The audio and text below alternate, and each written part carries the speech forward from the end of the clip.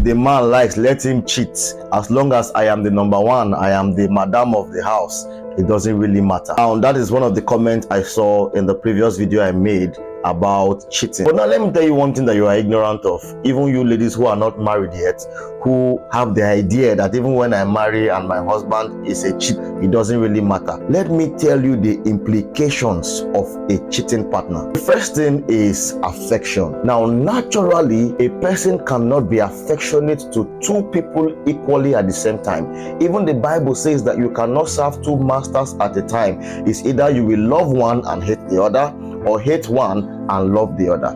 And this also applies to love and affection in a relationship.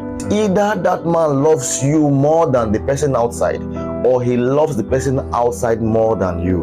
And guess what?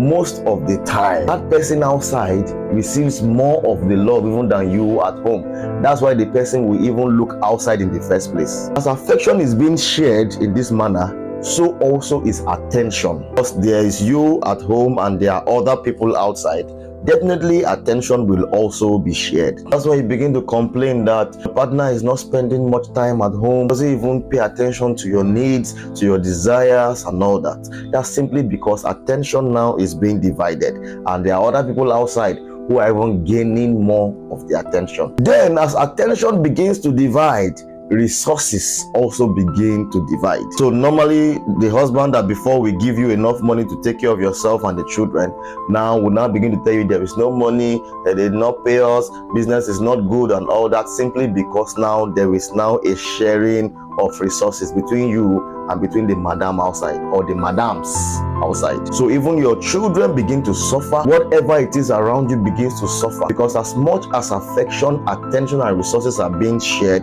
your children will not have the maximum of their father. Now it's only natural that because of these shared resources and shared attention and affection, that you now begin to feel bad and you begin to complain. So normally as the man comes to the house, you begin to tell him your mind and say you are not happy with what's going on, and then trust me, by the time you now begin to complain, they will now start tagging you a nagging wife. Gradually the man even begins to avoid coming home at all, and even when he comes, he now resorts even to beating you up because he thinks that now you are nagging. And so gradually abuse now begins to come, domestic violence now begins to come. You can see that cheating is not just cheating. There are so many fallouts, there are so many things that comes with a cheating partner. I've seen in many cases that domestic violence has even led to the death of a woman. Not once, not twice, it's all over the internet. So you accepting the idea that it's okay for a man to cheat as long as he's kind enough not to let me know that he's cheating or know the person who he's cheating with, it's okay.